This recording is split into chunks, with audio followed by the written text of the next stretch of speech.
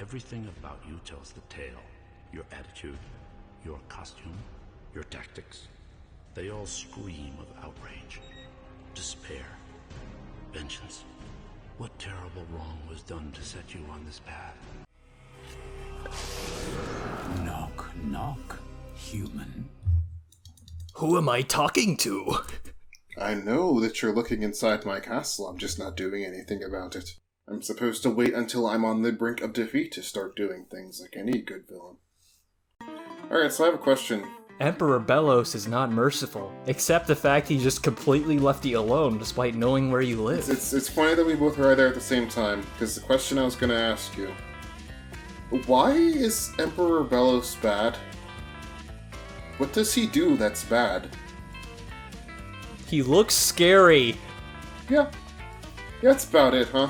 That's literally, like, think of, I literally wrote this down in my notes, but, like, so, okay, on paper, this premiere is about technically speaking, it is about dealing with the aftermath of, the finale of Season 1 of, defying the God King and, invading his castle directly, taking out all his guards, almost stabbing his eye out, and then publicly starting a protest in front of national television, in front of all the Boiling Isles, just publicly defy his execution of you and destroy his machine and then fly off. Hey, that's okay. That's It cool, wasn't man. such a big deal. Like, dictators kill you for less. Oh, yeah, dude. Dictators will fucking... I mean, well, he's an emperor, right? Which yeah. insinuates Which is super this is an dictator. empire, which means they conquer other lands, right? Like, they expand, they're Yes, expansionists. that's the implication. The guards... The military doesn't seem to be doing anything?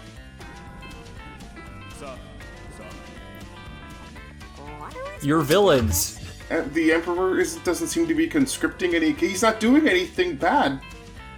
He could at least be doing things that empires do that are bad.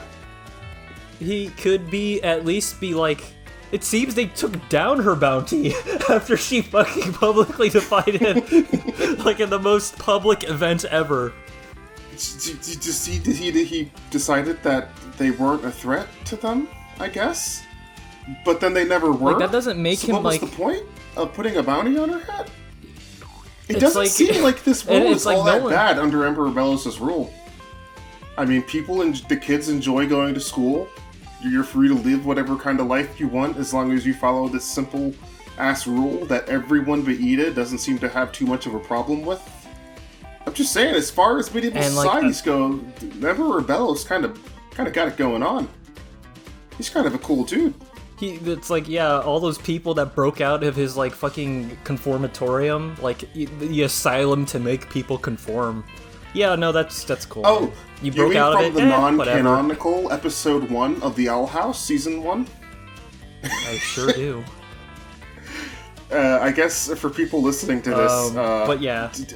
Season 1 is technically canon, but you go back and watch that again, and tell me how much of that actually survives.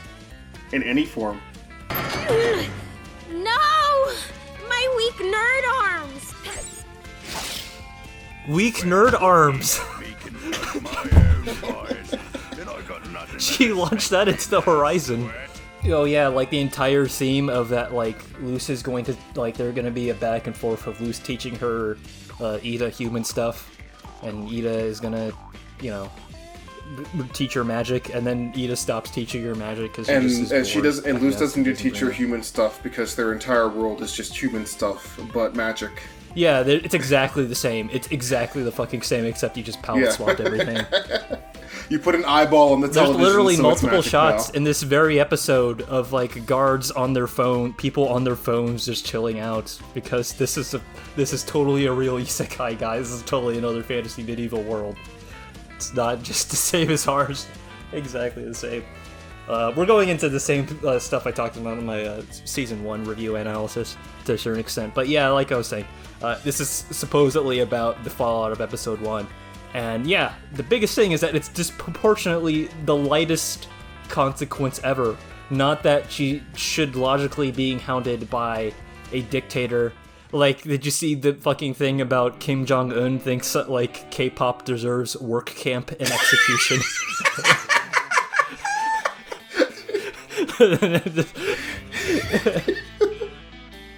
Yeah, a real dictator.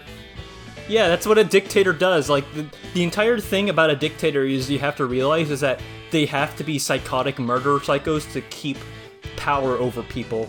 Because the entire thing about being a dictator is that you have to make people think they have no choice but to completely obey you and listen to everything that your authority, that the states, that the government is telling you to do, or else you're going to get it. It's just pure threats.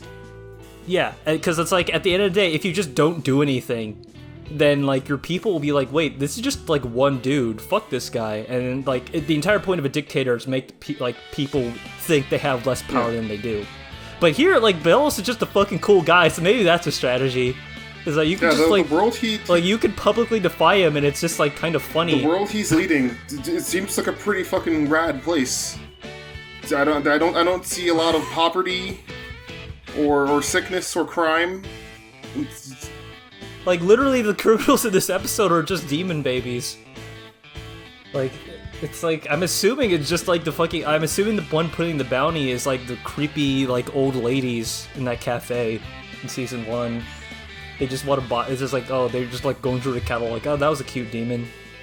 Maybe that's how they do it. Oh, maybe Luce is just like imprisoning a bunch of innocent people for no reason, but that's fine. If we're gonna get into it, yeah, I mean, hey, the real reason that Ada has a bounty is because isn't it cool if our character has a bounty on her and she's a rebel and she's bad?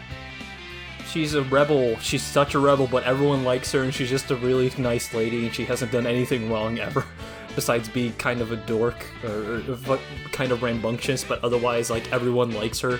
She's nice. Like, not to tread over our thoughts on season 1 too much, but that's pretty much everything in the Owl House, as, you know, continuously confirmed by this episode and presumably the next one. Everything is it's scattershot, errant thoughts. Nothing in this world feels like part of a cohesive idea or a plan. Yeah, it does not feel like a real world to a certain extent. Like, it's not like a real world, isn't like, it just does not feel like anything that happens logically makes any sense. It just kind of to the whims of the writers. You're just like, even though like we're going through this painstaking length to establish this lore and magic system, like, what's the point if, like, even basic, like, what is it, like, cause and effect doesn't happen, you know? Yeah, it's like, you can do, it's like, you can defy this evil emperor that we say is evil and nothing happens. Around these parts, just the steam is enough to cause third-degree burns. But I don't have to be that mean. I'm gonna be threatening. Never mind. He's trolling. He didn't want it. No one will have to be a sailor. Like, look at this man's strut. Look at this mannerism. Is he supposed to be scary? This is the weirdest fucking energy. Like, literally, it's just like his entire motivation does not make any sense. His motivation was, I was hired on to kill this thing. But because I saw you guys, I just thought it'd be funny if you guys did it, lol. He's literally just doing it for fun. There's no reason for him to do this. He's just dicking around for the lulz. Okay. Now that's what I like in an antagonist. To know that he's just whimsical and just petty. And, like, completely arbitrary to set up any kind of antagonistic force quickly without any sensible reason. He's just being he's antagonizing our protagonist just because he's a jerk. Grr. Like, that's not scary. Like, I don't know how you're supposed to feel about him. I'm trying to figure out, like, what's going on in the minds. Like, he's not supposed to be menacing. That's objectively like complete. If that was the point, that he literally is like, oh, I can burn you, I can melt your skin off. Never mind. Yeah, but I won't. That's mean. I'm too cool. I'm gonna send you to be killed. And his motivation is I'm bored. Like, usually, like, the point of this character would be, like, a stand-in for the actual main antagonist, right? That, like, this is, like, fulfilling the will of Bellows. But, like, as this episode has early on established, Bellows doesn't really care. Like, yeah, not really. He has everything he wants. Apparently, our main character's actions in the last season's finale didn't actually do shit. Yeah, no, he literally doesn't care enough. He's apparently not merciful, but, like, this entire episode would disagree. Like, literally the only consequence that this show has for the fallout of that is literally, like, oh, we can't make enough money because Ida can't run this single hustle anymore. That's it. Oh, yeah.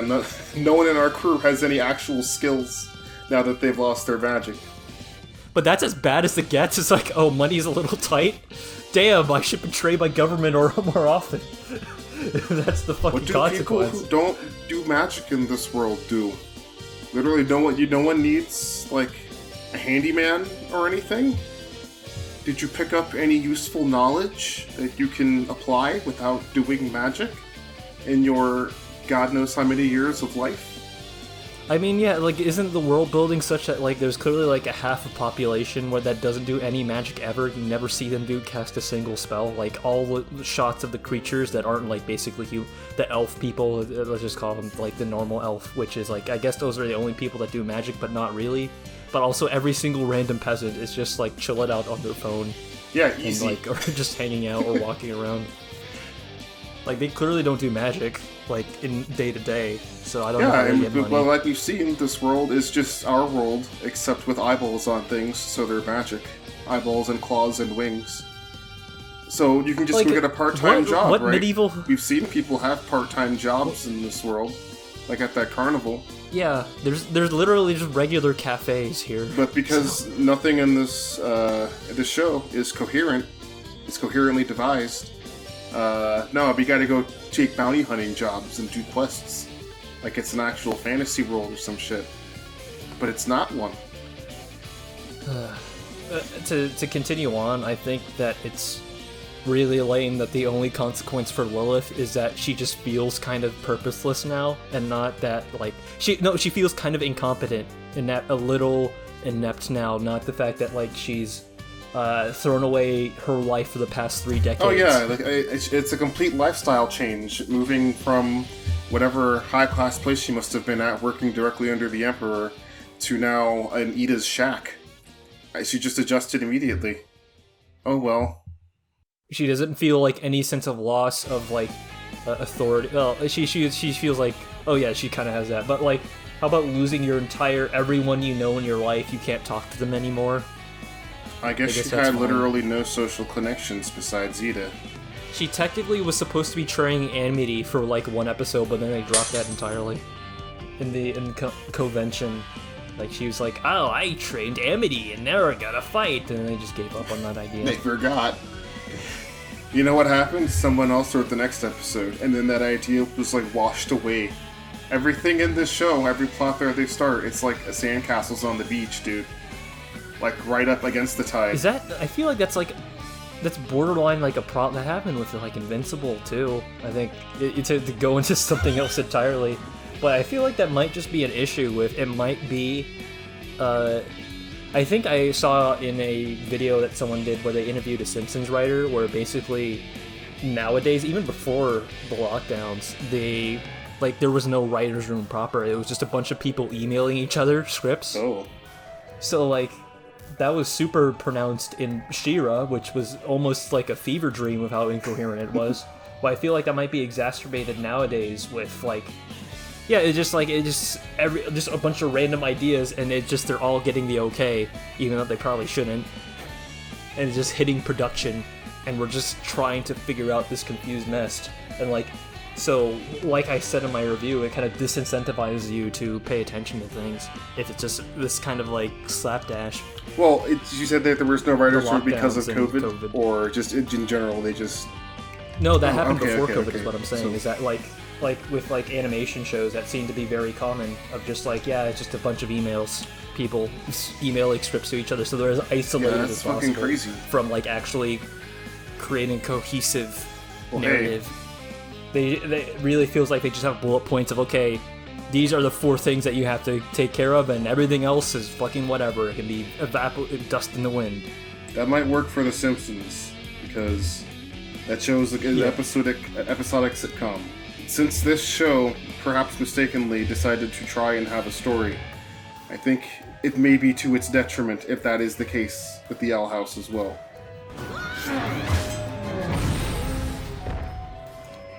Why are you touching it with your hands? Gross. Ew, yucky! I'm the villain! I'm not gonna confirm the kill! Thank you for your service. The Emperor is not a You know what?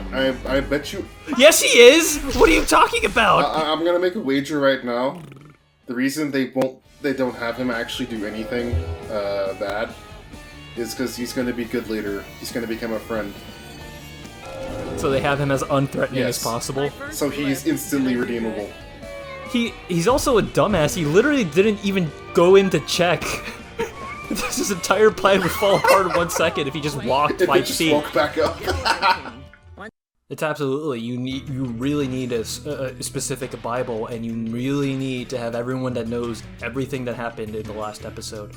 Like, I think in Breaking Bad, what they do is they meticulously, not necessarily plot things out in advance, but like every episode, it's a quote, is that like if any of us were to die, everyone would know exactly how the episode would go. Like, we have to like know each plot beat back to back. Like, everyone has to be on the same page, and that's why that show was so beloved, because it's just like that meticulous attention to detail. nothing feels ever forgotten.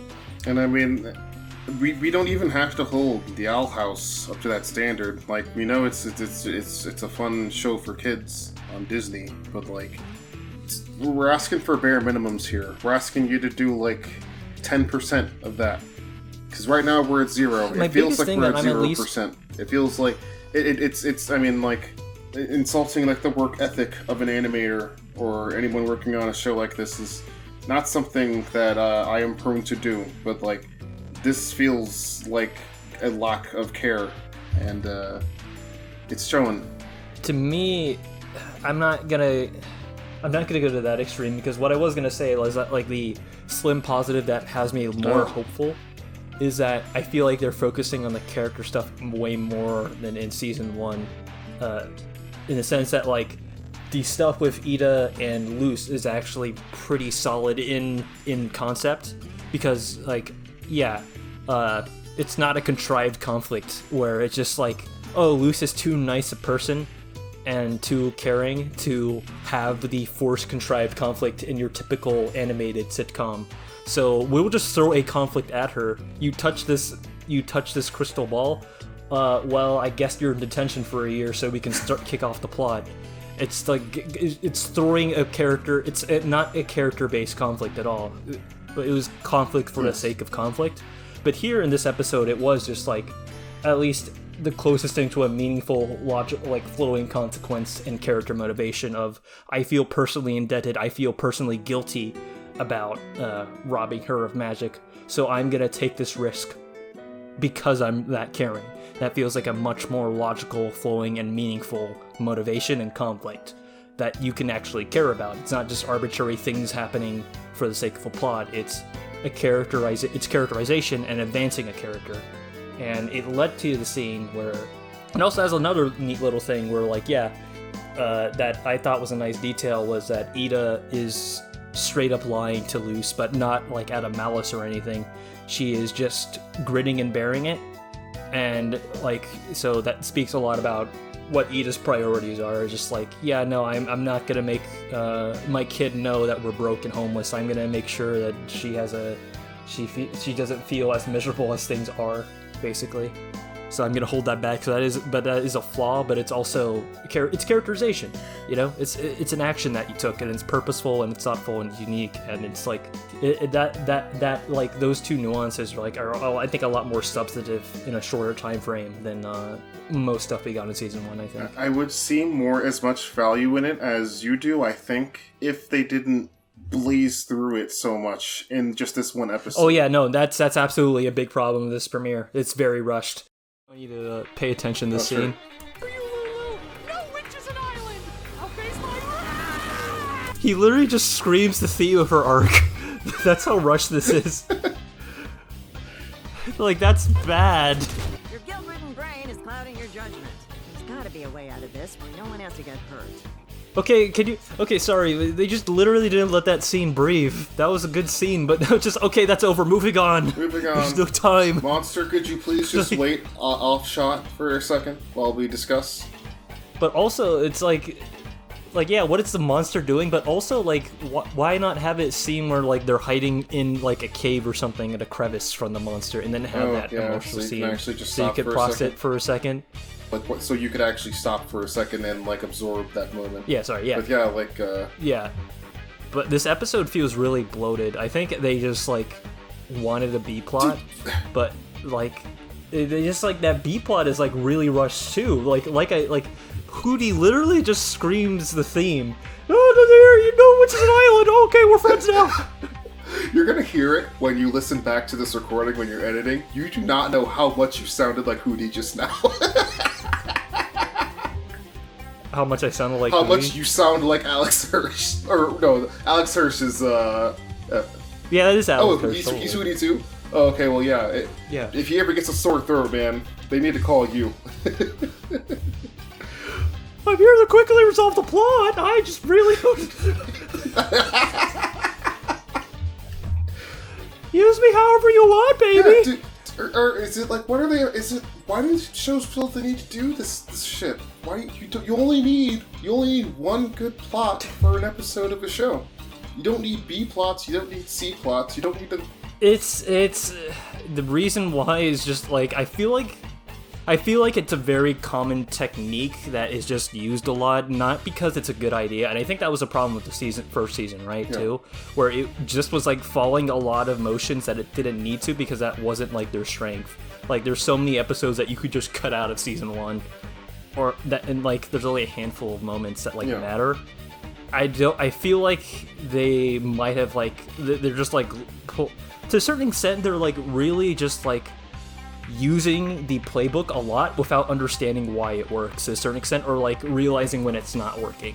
Like here is just like, this is a mess. Like, what is my show? It's a collection of things I recognize and like aesthetically.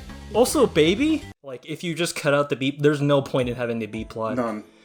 Like if you just cut it out and like had a really focused thing about like Ida and Lucis' relationship after the finale, that'd be nice. But we literally just like, okay, emotional scene. Moving on. It's like literally like you don't have like even 3 seconds to breathe or sit on it. Hurry up, we have no time. Run time short. Go. I mean, I like seeing relationships and dynamics like that sort of like come to a head over time. So you get there's a bit more time to like explore how the dynamics between these characters are changing. But I don't feel like we got that. Like, I mean, to pull an example out of my ass, it's purely I at least look like I know what I'm talking about. I think like Spectacular Spider-Man. Remember that show? I hope you remember that show if you're listening to this. Oh yeah, is that something I'm gonna have to make a fixture of my channel? It's like, oh yeah, this is a masterpiece, by the way. I'm not sure if it's like, I don't think everyone dick rides Avatar, and that's like for good reason. Yes. It's a solid show. It's very well crafted, and it's very lucky that show came out as well as it did, and as coherent as it did. But like Spectacular Spider-Man is like honestly on the same level of like, wow, this writing is really top fucking notch, and it's so flowing, and the episodes go great. They're exciting. You're invested in like all these characters, and all have a lot of depth and nuance, and it's about a dude that swings around in red and blue. Tights. Yes, exactly. It's an incredible, absolute masterpiece. A point of comparison that I would draw to, like, Luz's feelings of guilt and how it motivates what she does in this episode. If you remember when Peter Parker took the Venom suit, that arc, the Venom arc of Spectacular Spider-Man, it was an exploration of his guilt. I mean, like, pretty much everything else in Spider-Man, but, like, Aunt May was, like, falling on hard times, trying to make ends meet, and, like, Peter can't do anything about it. And you see him, like, that guilt slowly build up because, you know, he feels like he owes her the world and everything. And, like, it's that guilt and that, like, feelings of responsibility that motivates him eventually to put on the Venom suit So yeah, he can like live more efficiently and then start making money and all that. So he can pay back on May, and then like seeing that sort of drive him into this extreme of like being a power-hungry maniac. It's like that arc felt like an exploration of that idea, and like it was across several episodes. There were like different parts of it that were each like given time to sort of breathe and for like you to think about. Like that show gave you time to think about the shit that was in it because it was interesting. Like, it wanted to be thought about, and I never get that in the Owl House. Yeah, so the difference is that like this was, instead of an arc, you get one episode, and that I feel like that's pretty rough because it's like Amity doesn't have that problem. Amity absolutely has an arc that lasts several episodes, so you get the time. And also, most important, not just like the sheer screen time, but also breathing room to process it, like spanning several episodes. Like that's the reason why you have an episodic arc as opposed to like just cram it all in one episode. And this is a very clear example. I didn't actually think about that, but this is like almost a 1-to-1 parallel to Peter Parker on Aunt May. As Luce is like, yeah, it's like, yeah, it's on Ida running on hard times. Right? Yeah. It's like, oh man, I gotta go do something. I gotta pay her back. I gotta absolve these feelings of guilt. And it's all because I took away Uncle Ben, I mean Ida's magic. Yeah, totally. We get to see dimensions of but that it's just feeling like, through Peter Parker, and yeah. it's... But I'm still hopeful that, like, because of that fact that there's this amount of nuance, they're heading in a better direction in season 1, I think. That's why I'm still hopeful. And it's still a scenario where I still like these characters. It's just that, like, the writing is really not honing in on its strength of these, like, letting these characters have a lot of characterization and breathing room. Yes, you know? And I would like it even more if they'd stop assassinating the parts of these characters that I like. Why'd you gotta make Lilith stupid? Why'd you gotta make her stupid? I can understand making her, like, flustered and angry in a new situation. Why'd you have to make her an idiot? The B-plot is just straight up unnecessary. It's so contrived and forced just to have a conflict and, like, so you can theoretically balance it out, but it doesn't work at all. It assassinates her character because it makes her a complete and utter idiot. Because just like, it's like, all right, I'm gonna get the fire bees. Oh no, they're fire bees. They're made out of fire. And I don't have magic. How could I have expected this? I don't have my magic. What shall I do? I'll run in with a wooden branch. That'll defeat the swarm of fire ants. Oh no, they're fire ants. How could I? No, fuck off, Hootie. I do not need your help.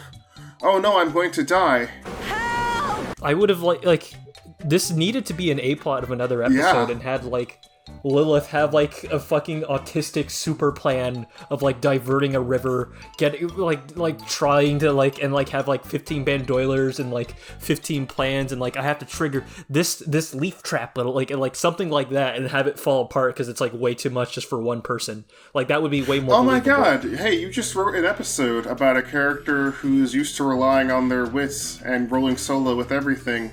Realizing that that's not enough in a situation, and then learning to value the power of friendship, the boons.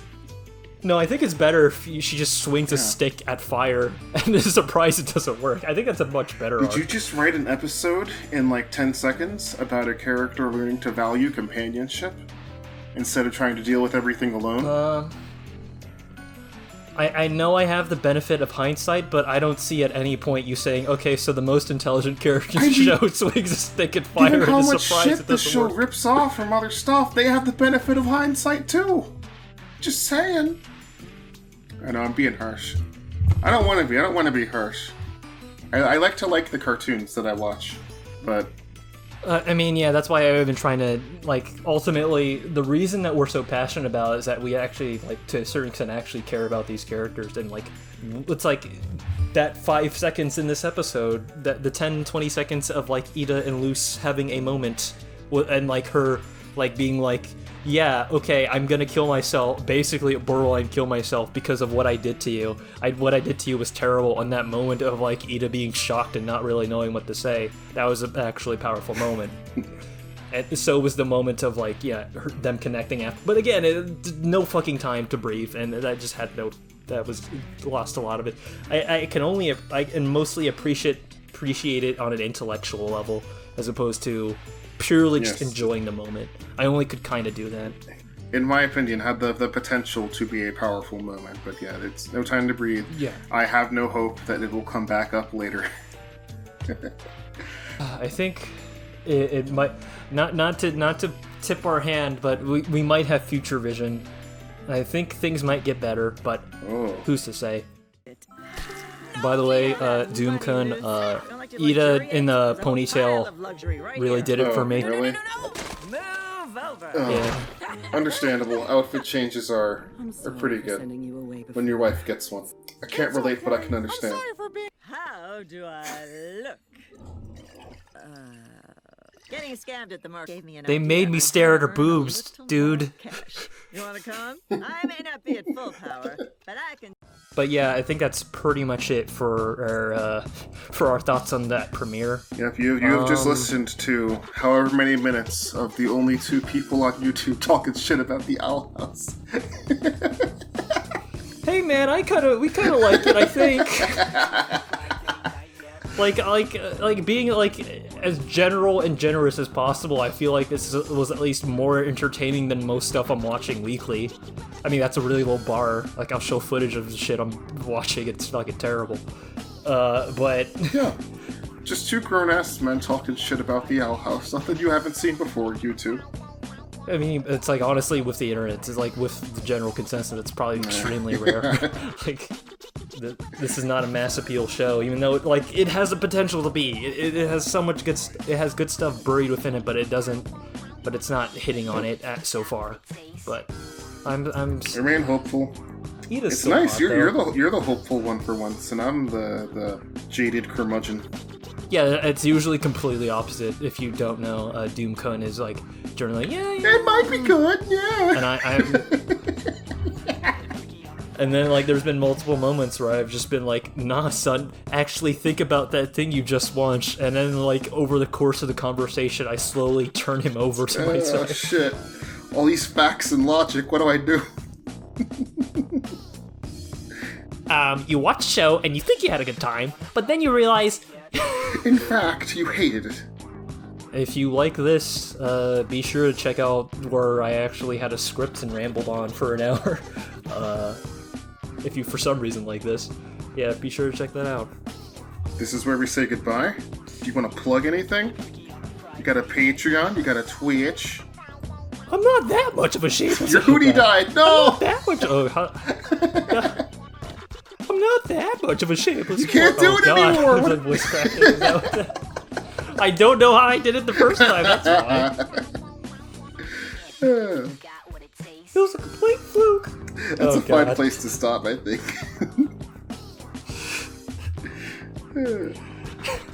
Everything ends in fire. There you go. You got it back. Thank God. I'm gonna stop recording now.